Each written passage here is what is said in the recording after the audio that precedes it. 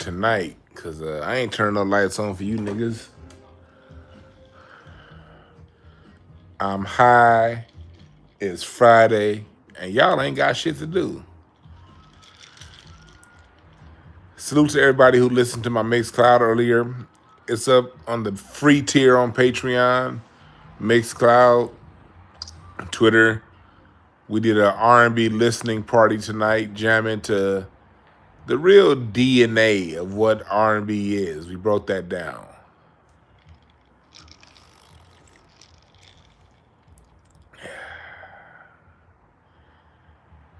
And we have another one coming up Sunday. Sunday. We got the free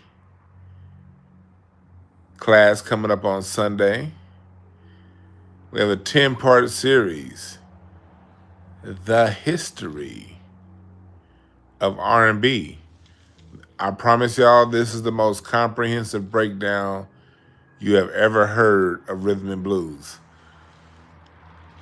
Sunday, we're going to start with the free for everybody so you can see what it's like.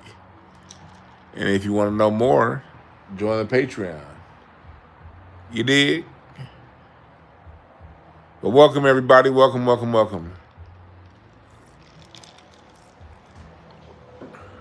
Lizzo was right.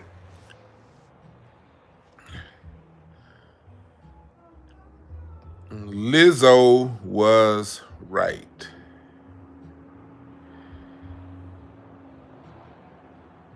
Why am I saying that? Somebody asked, where was the banjo invented? And I don't think it really matters because you don't hear much banjo in Black American music. But there's an African banjo and there's an American banjo. And the American banjo was created in the Americas. And the African banjo was created in Africa.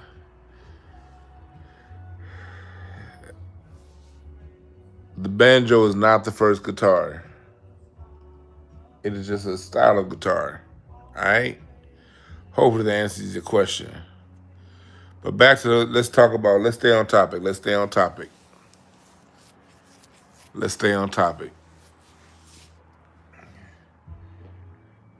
Lizzo said that sampling laws are racist. And she was 100% correct. She brought up a very good point. And this was a clip that I saw. I saw that dude from Gallo. I don't know if this is on Gilly and Wallow, but I get Gilly and Wallow confused. I don't know which one is which. Either Gilly or Wallow. I think she was on Gilly and Wallow, but it was that I think it was Gilly the Kid. He was on the pod. He was one I remember responding because he didn't know that all this went on.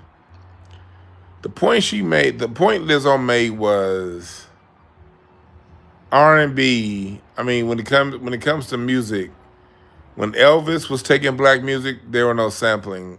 There was no sample clearance. Pat Boone. If you go back to the beginning of country western, the Maybelle. I'm drawing a blank to their last name, but I remember Maybelle.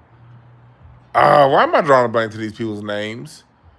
But the original country western artists would just basically take blues music and the original white country western artists, because the first classified country western artist was a black man named D. Ford Bailey.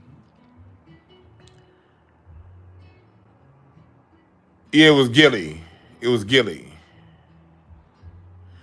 nigga said the long haired one. The other one said the one that looks Somalian. See, I'm not reading y'all in the chat. You niggas are stupid. Niggas said Somalian. Hey, chat room, let me cook for a little bit so y'all can talk. But I'm letting y'all know right now, chat room, I'm gonna be ignoring y'all for the next until I lay this foundation. Then I'll come back in and check on y'all because y'all be saying shit that throw me off. All right, so back to what I'm saying. It was Gilly. and according to my stupid ass chat room. uh, well, she was saying that Elvis didn't have to clear samples, all that rock and roll shit that the white boys did, and I'm gonna go deeper than she did.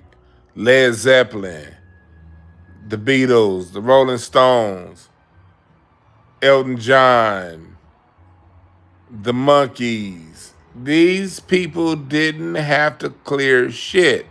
The Birds.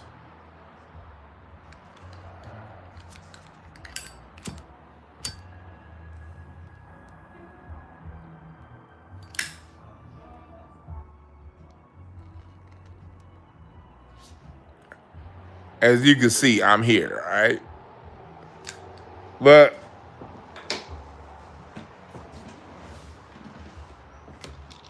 these people didn't clear nothing.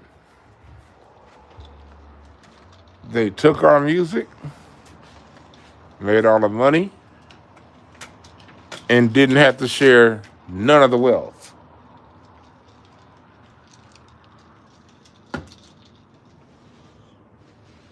Took our music, made the money, didn't share the wealth.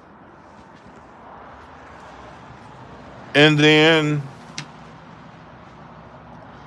all of a sudden, when black artists started to take from our own music, by the way, now all of a sudden came a scramble for royalties. And she's right. Now, what's my point of view on this? My point of view is this. Look,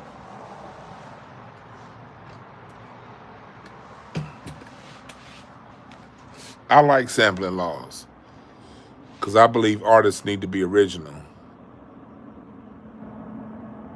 And this is one of those situations where racism, white supremacy works in our favor. Because nobody should take somebody else's work and not pay them for it. But we black Americans, the sounds that we created is the sounds that undergird American music. From the white boys taking our shit in the 30s and the 20s and the 40s to niggas taking our own shit now. We undergird the sound of America. And the sound of America is rhythm and blues. Jazz is American classical.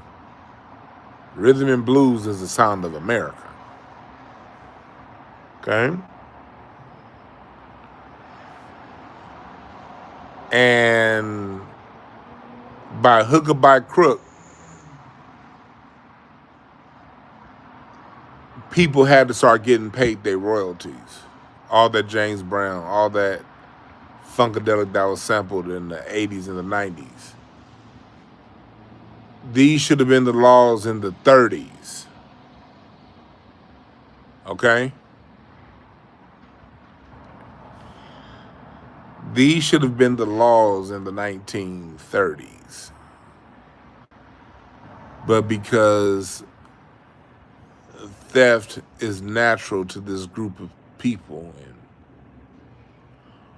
unfortunately, a lot of black artists like Little Richard, Big Mama Thornton, Cicero Rosetta Tharpe,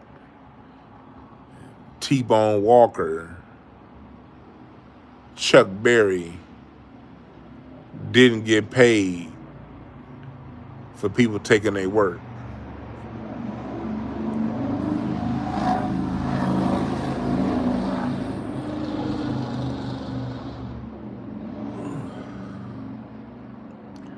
Y'all see how that worked?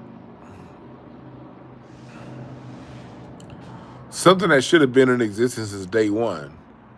didn't become in existence until an American law until black people started doing it and benefiting from it.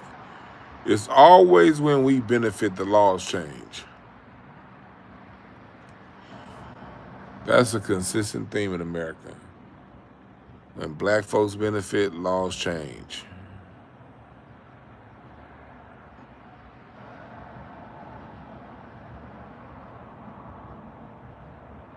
Y'all pay attention to the game that's being dropped.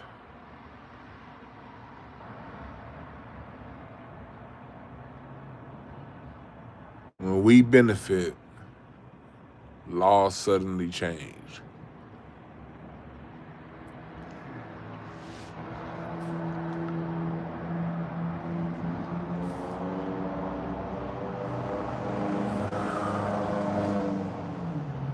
Y'all see how that works?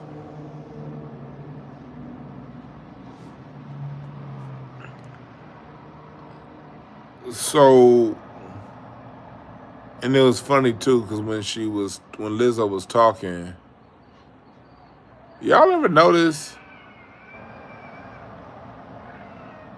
for as much as hip hop samples, the hip hop niggas be the least knowledgeable about music before hip hop.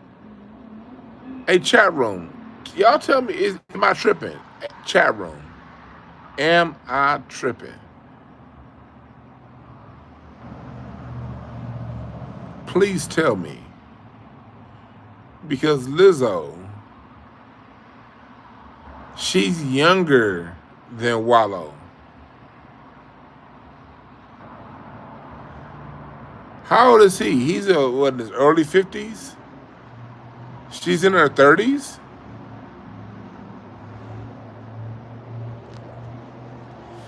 I be telling y'all, like, I know some of y'all in my chat room, I love y'all, but y'all be on my head sometimes, be like, man, Dwann be hating on hip hop. No, I'm not hating on hip hop. My thing is, let's bring hip hop to the standard everyone else got to live by.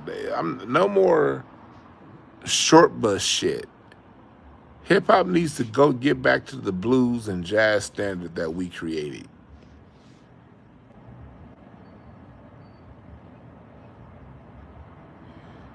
Mrs. said they more concerned about the money. Right. You're right, Brian Barnes. Just like KRS-One. Been traveling the country for the last 30 years talking hip hop, hip hop, hip hop started. All that hip hop talk. The nigga didn't know what was going on. He didn't know about Uncle Jams. Hip hop. And at the same time, you're talking all this hip hop. In 1981, Uncle Jams is selling 10,000 tickets to hip hop concerts. That's why I'm here. That's why I created my foundation. If y'all want to donate to my foundation, I have the Black American Music Family Tree Historical Foundation. We're here to set the record straight. The Zelle is donate at bamfamilytree.org. That's the donation link. Or you can hit me up. Donate at bamfamilytree.org. That's the Zelle to donate. We're here to set this motherfucking record straight. Because all this time, hip hop has been doing all this talking, but hip hop knows the least about Black American music.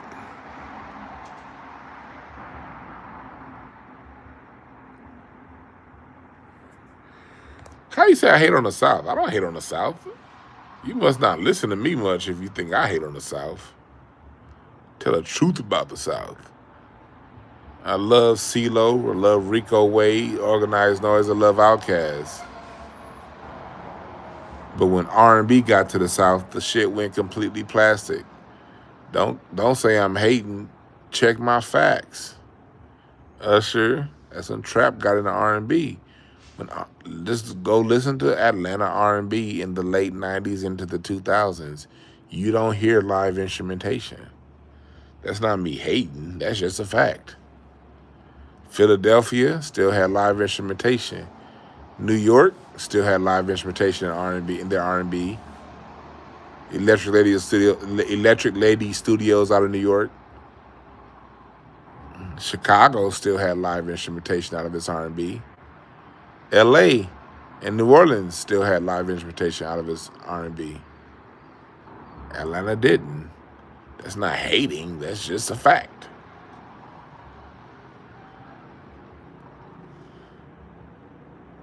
Black folks, we got to get out of saying opinions that are unpopular as hate.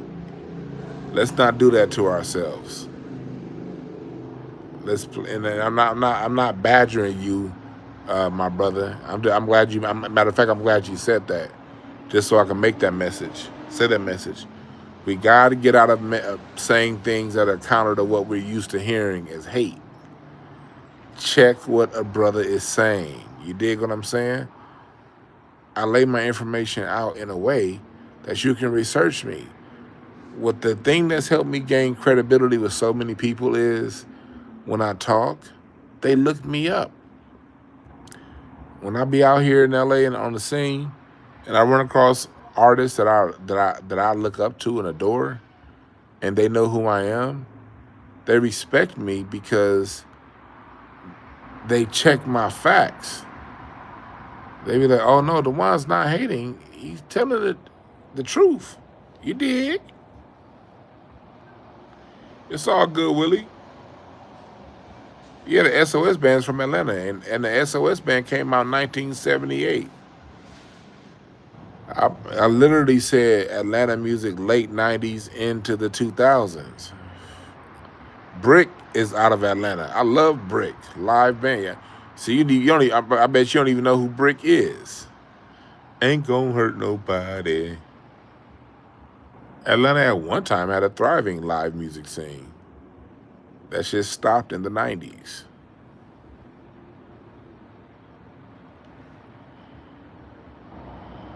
That shit stopped in the 90s. That's just a fact.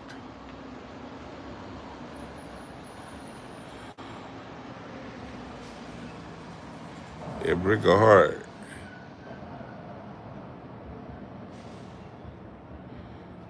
Hey, N42 WAP. Hey, chat room. Check that person, that WAP person. What did I say?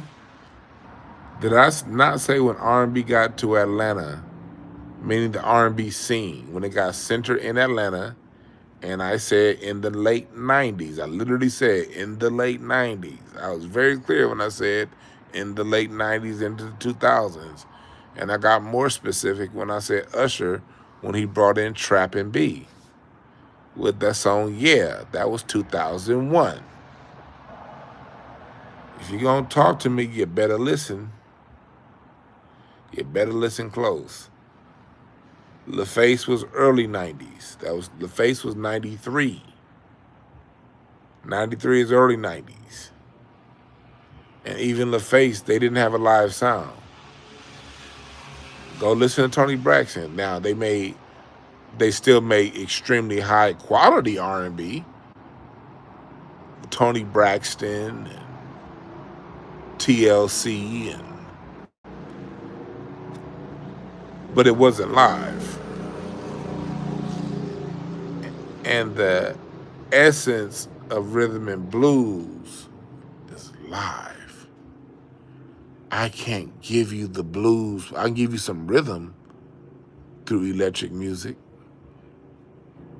I can give you some rhythm, but I can't give you the blues unless it's live. Because the blues is the emotions of the song. And anybody who knows me knows that I love me some Tony Braxton.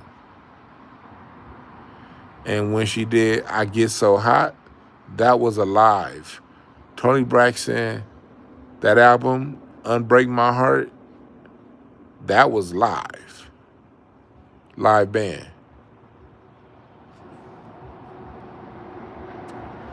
The album she dropped in 96. But that was the exception. And by the time we got to the late 90s, listen to me again, late 90s, early 2000s, it became completely plastic.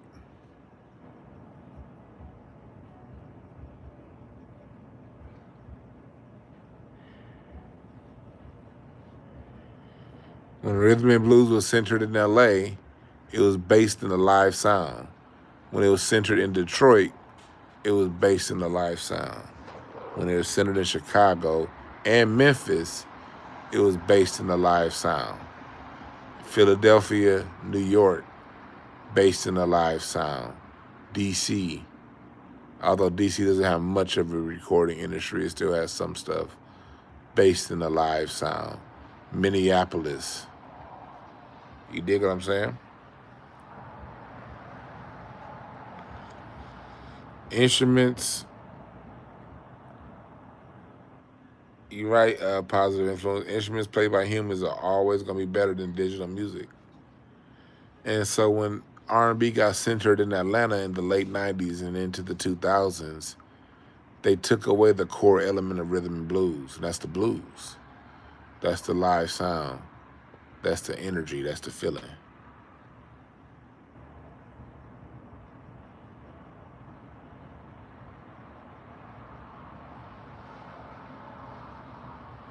Yeah, I know that's her second album, James. I said that.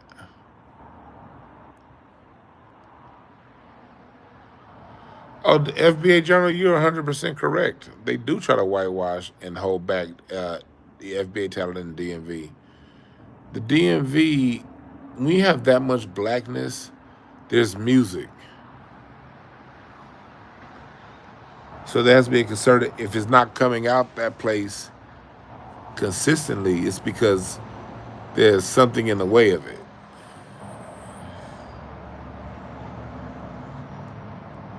Tony Braxton's first album was in 1993. I just forgot the name of it. That's the only reason why I didn't bring it up. When she did Tony Braxton, when you go back and listen to uh, the Boomerang soundtrack, "You Mean the World to Me," songs like that. I love that song, "You Mean the World to Me." Tell me one good reason why I shouldn't believe you, even though I sure would like to leave you. Come on now.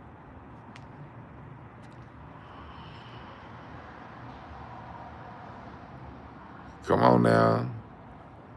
But we're still not dealing with the live sound.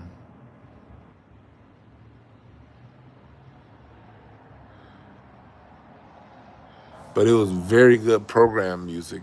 It was still high quality. That's why they mentioned early '90s Atlanta. Early '90s Atlanta was on point. Early '90s Atlanta was on point. Wasn't until the late '90s and into the 2000s it started to shift. I'm very specific with my criticisms because my criticisms aren't to hate. My criticisms is because I love music. I love music. I love air, water, and music. All right.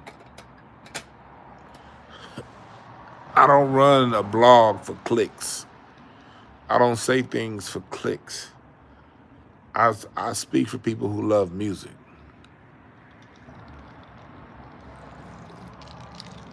And people who love music don't always agree with me, but our disagreements are still based in the love for music, just different points of views, all right?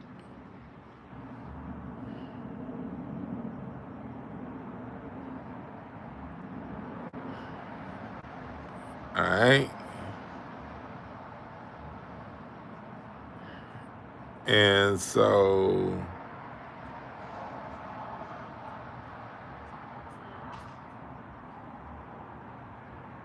when it comes down to it, going back to what Lizzo was talking about and sampling, it's like anything else. A derivative, a copy, is never as strong as the original. That's why when artists create music, they have a master tape. The master was the first time it was printed. That final edit, that final cut that's put out, that's the master copy. Every copy after that, doesn't have the same girth to it. You record something on TV, back in the days of VCRs. You record something off the radio on tape. It loses a little bit. It loses slightly a bit of quality. The more it's copied. Music is at its best when you get a group of genius musicians together and they play and record something fresh from their spirit. See, it's a reason why we listen to music now. You cannot get past the 70s. Chat room, I have a question. Can you go 1 week? If you get 3 albums released in a week, hip hop, R&B, pop, without a sample or a groove from the 70s. Name one release in the hip hop genre, in the pop genre, whether you're talking about Bruno Mars or T.I., that don't have something from the 70s. Does it exist?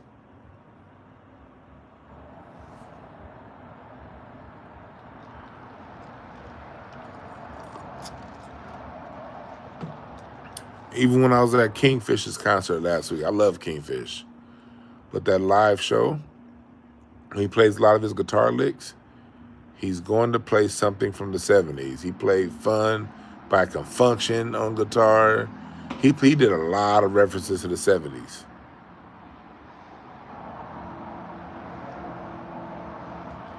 You're right, you can't get past the 70s when it comes to anything new. Check. Now let's ask this next question. Out of 70s R&B,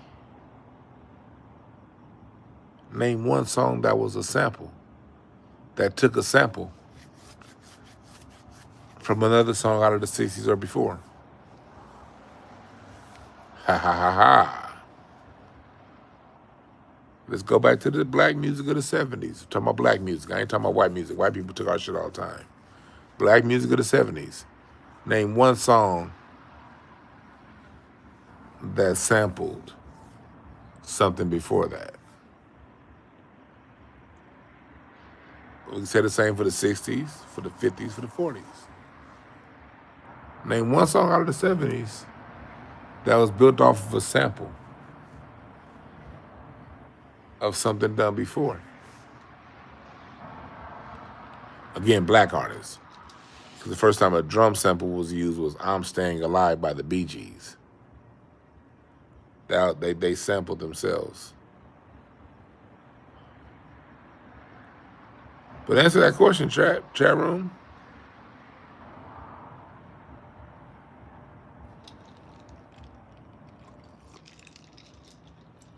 Now you had remakes of songs, but in a remake of a song, the music wasn't changed. That wasn't the same.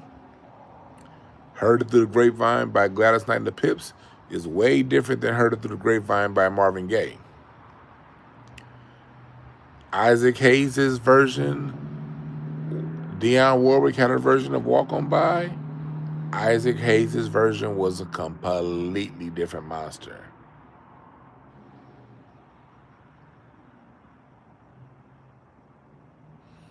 Yeah, back then you only did covers. And guess what else was a cover?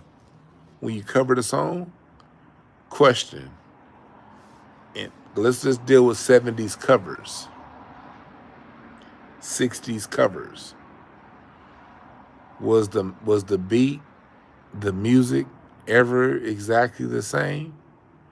Or was it completely different?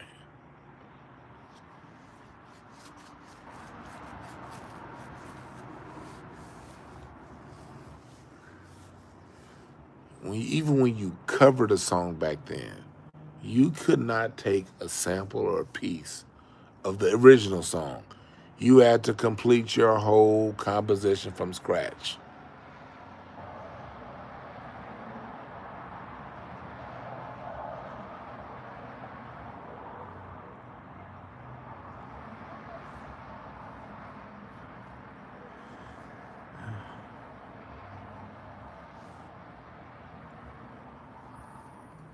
So the point I'm making is this. The greatest decade of music ever was the 1970s. This was my opinion in the 90s, and that opinion has only grown stronger. I drew that conclusion by the 10th grade because it was really in the 7th grade was when I really started to dive in. I was 7th, 8th grade, 6th, 7th, and 8th grade. I was really in music from the into music of the 60s. In 93, my two favorite artists, my favorite artist was Michael Jackson, Ice Cube, and the Four Tops. I was really into the Four Tops when I was 13. I was into the Four Tops. I was into Smokey. I was into that whole era, Motown specifically. And then that's when I got introduced to jazz, 94, 95. This man in my church,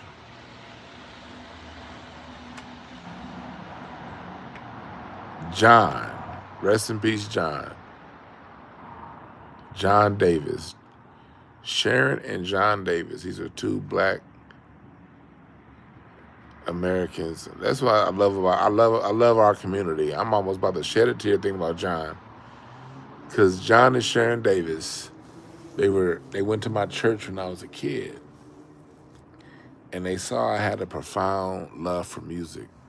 And I started playing the drums in my church when I was 14. So there's this man named John Davis. He lives in Baldwin Hills, and his wife Sharon. They would invite me into their house, and my mom would take me, and we would just listen to jazz.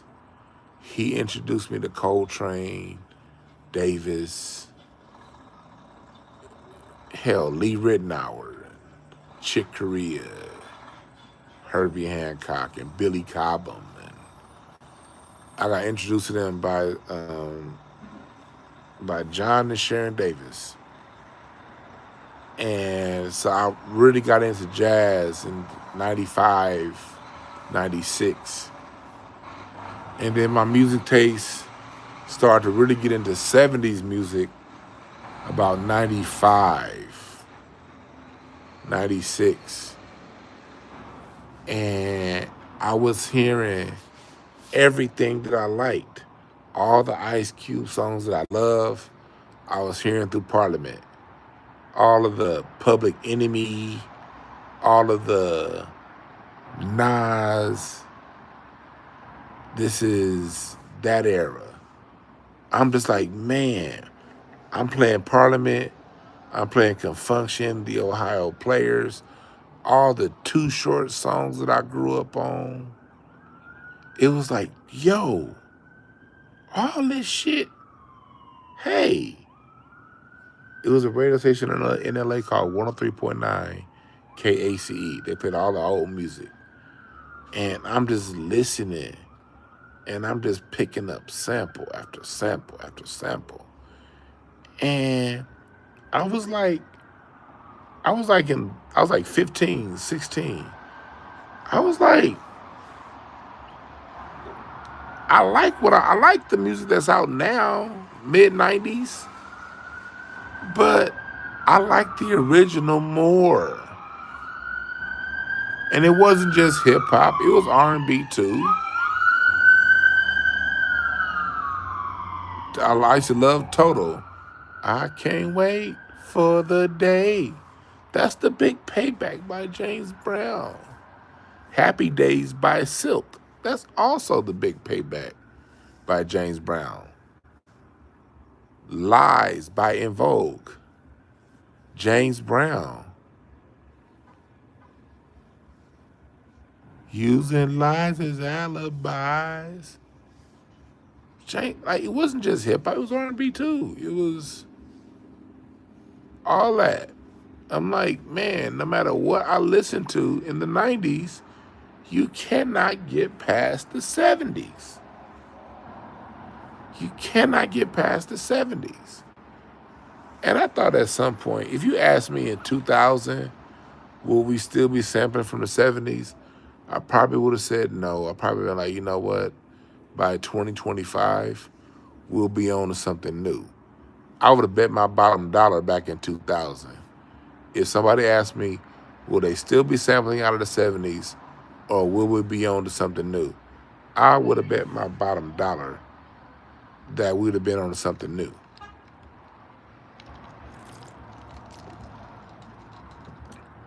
Fact of the matter is, we haven't. We aren't. Real talk, Jarrell Nelson.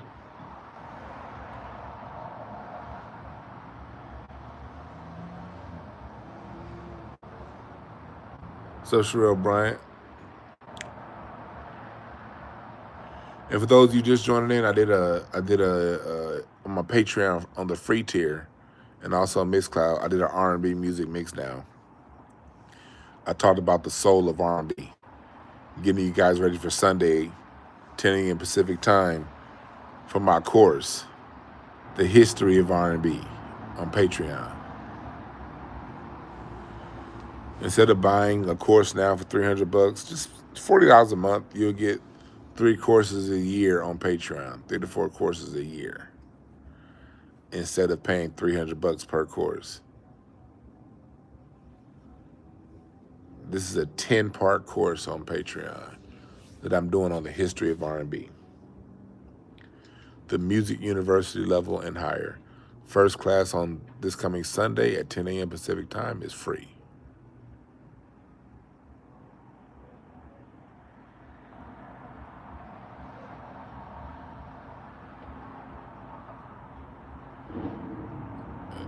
Somebody said there's nothing new under the sun. That's a cliche. No, that doesn't apply to music. Music is always moving forward. Does jazz sample? Hell no. Kamasi Washington's version of Cherokee was completely different than Charlie Parker's version of Cherokee. Okay?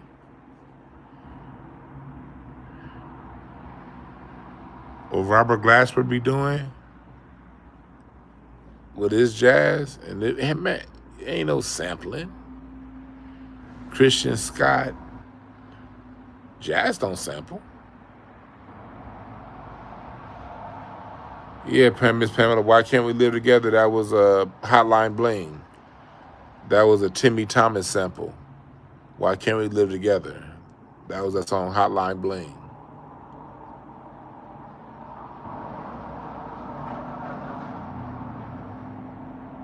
You dig?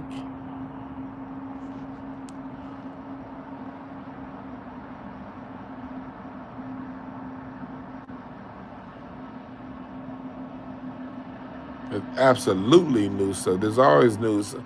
There's nothing new. There are no new notes, but there are always new ways. There's an infinite amount of ways to play these notes, those 7 notes that are given. I love having conversations with Mr. Carmichael, my father-in-law, about this. He'll be telling, we'll be having these stories about, like he'll be telling me stories about, different times in the studio and how, when he's with the Commodores, it'd be certain things that music theory said you can't do, but then you'll play something a certain way, a keyboard player or somebody will play something a certain way, and it'll be a whole new spin on something that music theory said you can't do.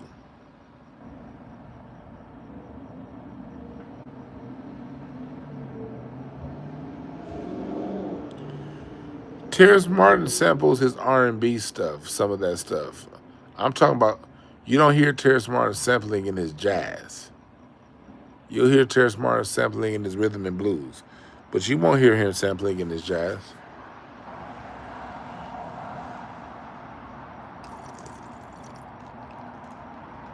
Unless you're talking about like that album Dinner Party. And Dinner Party was a very disappointing album to me because I love every single artist on that album. I love Robert Glasper. I love Terrence Martin. I love Kamasi Washington. Those are like my top 10 of the last decade. They're in my top 10, all of them. And of course, I like Ninth Wonder. But my issue with the Dinner Party album was it was a Ninth Wonder approach. It wasn't as free and as open as it could have been. I didn't like Dinner Party. I did not like it. And I like every single artist that did it. And I even went to their concert that they had about 2 years ago. It was Robert Glasper, Kamasi, and they were at they were here in LA about 3 years ago. I went to that show.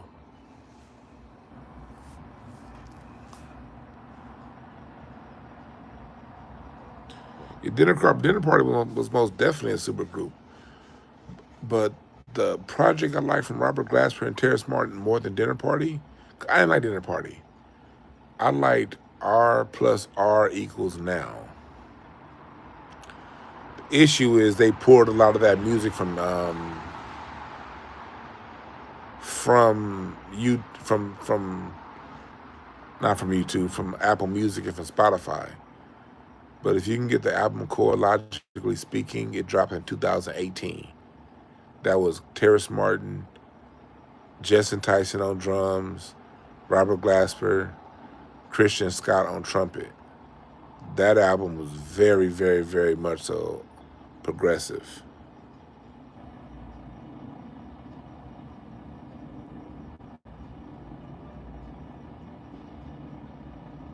You got it on SoundCloud.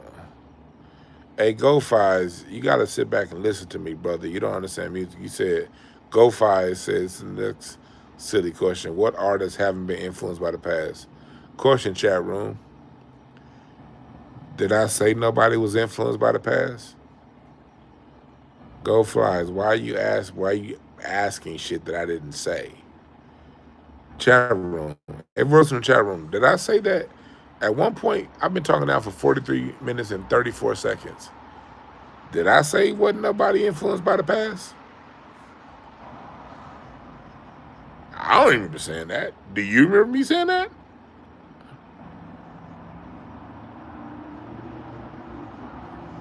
This motherfucker got a lot of jizz in his ear. I didn't say that.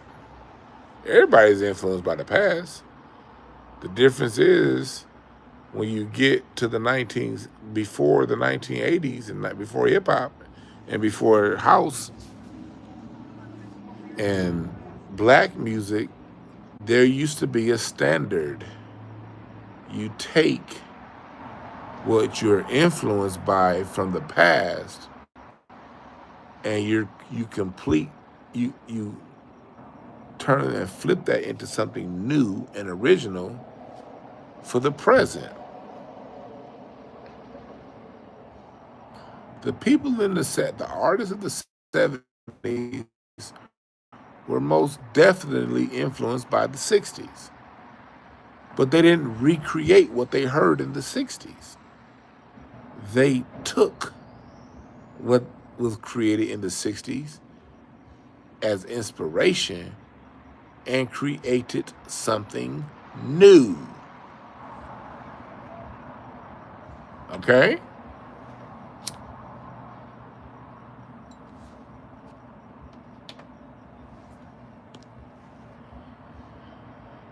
You get what I'm saying?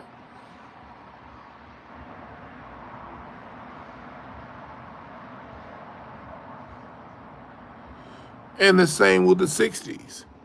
The artists of the 60s were influenced by the 50s. They didn't recreate what was done in the 50s, they created something new. The artists of the 50s were influenced by the artists of the 40s. The artists of the 40s were influenced by the artists of the 30s.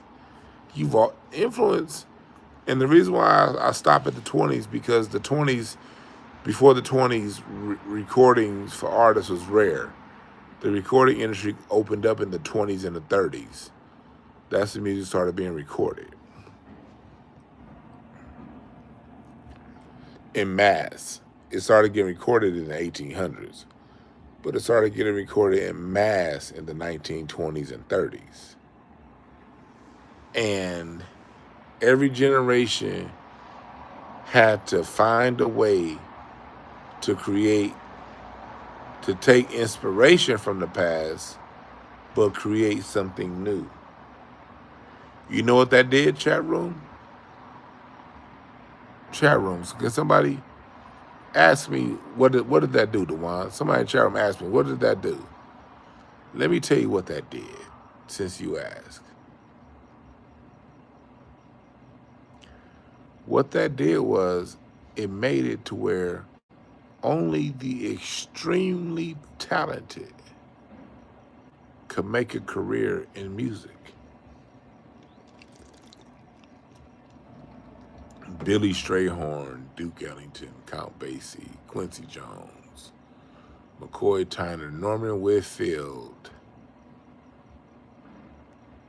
Your level of talent, only the extremely talented can do this. Okay? Leon Ware, Norman Whitfield, James Carmichael, Paul Reiser.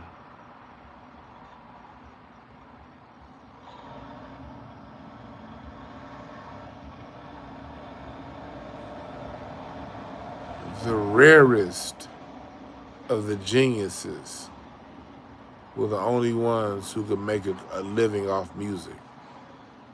Because there, at one point in time, used to be a standard that you couldn't copy.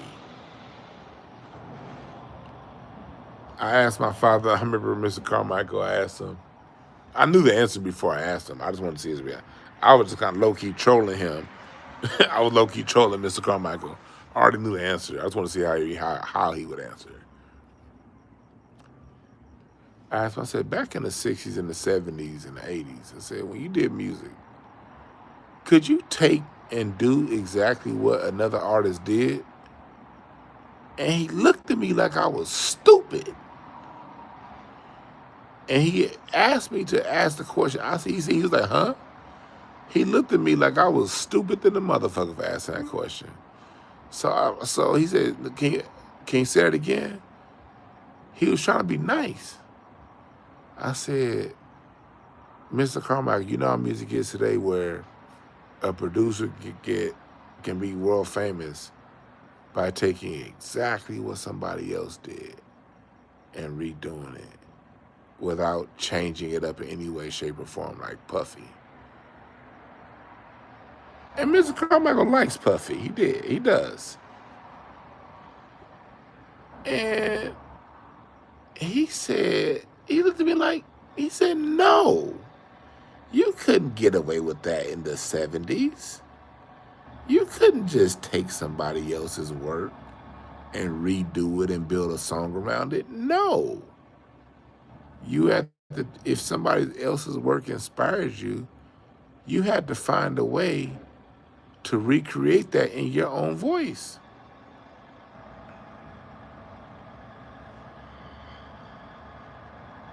This was the standard.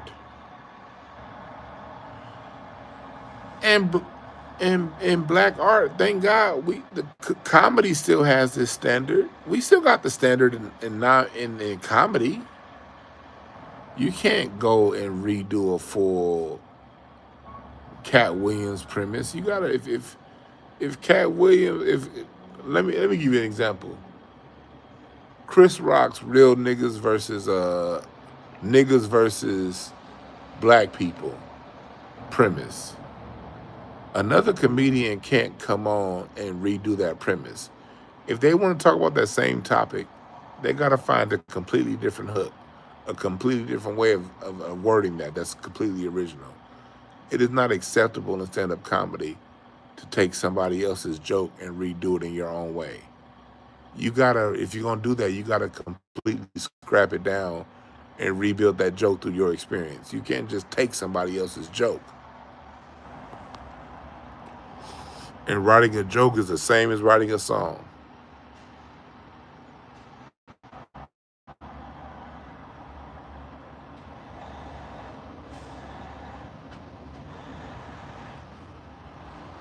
I'm not here to crap on people who sample. I'm not here to shit on people who sample and say y'all wrong for sampling. None of that. What I am saying is it's about time to move on.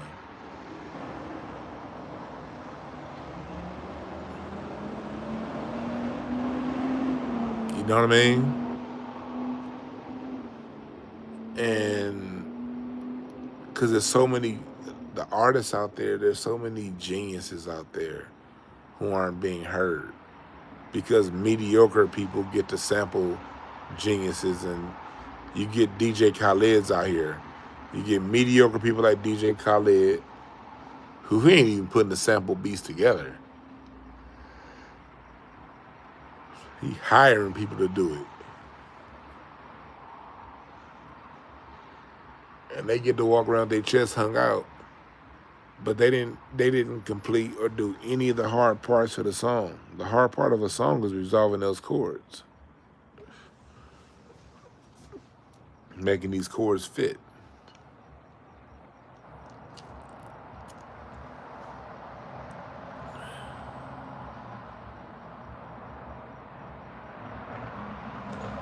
See, when you can't sample, now music becomes inaccessible to 90% of the people doing music today. That's why like a lot of people get mad. Like I see people with I'm saying people get tight with me, especially a lot of hip hop niggas get tight with me when I say this shit. Because when I say this, they know if music were to go back to that sample, to that standard, 85% of these producers and rappers and singers would be out of business if we were to get back to that standard. 85% of these people, quote unquote, doing music now wouldn't have a career.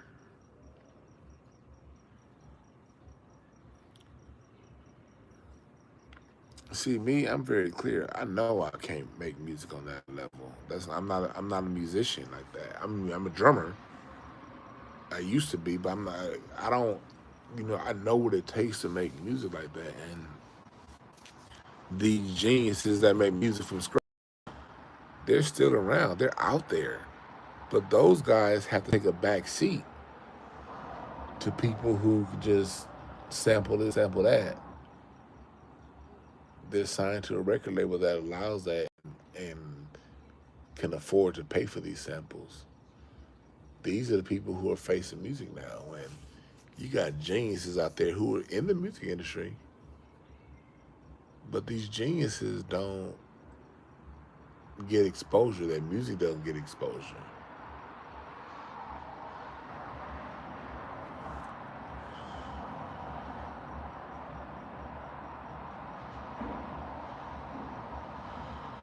That's right. Positive influence. Take away the easy button. AI, Miss Pamela, AI music. AI music here is here to take out all these sampling ass artists. The real humans that exist that can survive AI are going to be the ones that can create genuine music with live instruments.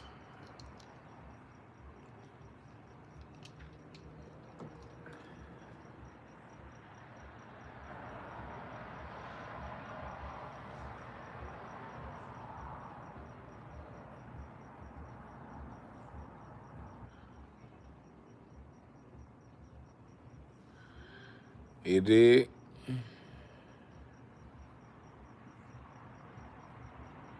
That's right, DJ Hans. Solo. Music has gotten oversaturated because people can take the hardest part to put together as an artist and loop that as and make that part a song.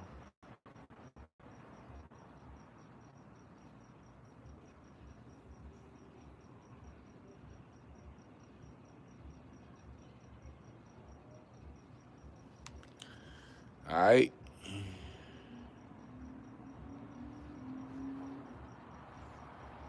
I'm about to get up out of here, y'all. But Lizzo was right. Sampling racist in a motherfucker. But that's how racism cannibalizes itself and eats itself. They all down to cheat. See these white supremacists?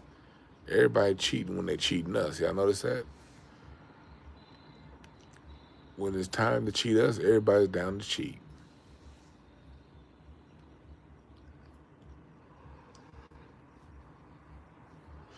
But when we jump in the game, the rules change.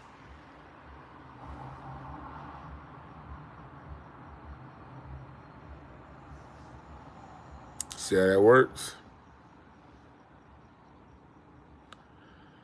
Make sure y'all sign up for Sunday's class on Patreon. Rocky, where you at? Come here, Rocky.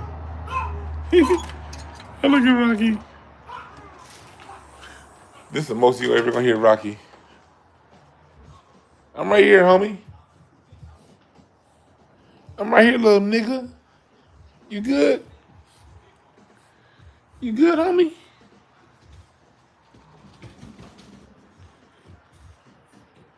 I'm about to get up out of here anyway. I appreciate y'all. Likewise, Sherelle. Now, Rocky been over here knocked out the whole time I've been talking. Rocky been here knocked out. Now he up wondering where I'm at. I'm right here, little nigga. But I'm about to get up out of here, y'all. I might do some readings on Patreon tomorrow. I want my I didn't give you guys on Patreon enough notice, but yeah, we might do something. All right.